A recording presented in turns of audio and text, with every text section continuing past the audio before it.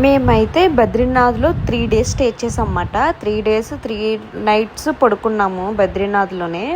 అయితే 15వ తారీఖు నుంచి సరస్వతీదేవి పుష్కరాలు కాబట్టి మేము 15వ తారీఖున సరస్వతీదేవి పుష్కరాలకి అయితే స్టార్ట్ అయ్యాము. మనా విలేజ్, ఇండియాలోనే ఫస్ట్ స్టార్ట్ అయిన విలేజ్ అది. మనా విలేజ్కి అయితే మేము స్టార్ట్ అయ్యాము. అక్కడ సరస్వతీదేవి పుష్కరాలు అది నిజంగా ఒక మెరాకిల్ అనుకోవచ్చు. అది అసలు కనీసం మన సైడ్ పుష్కరాలలాగా ఘాట్ రోడ్స్ గట్ట ఏమీ లేవు.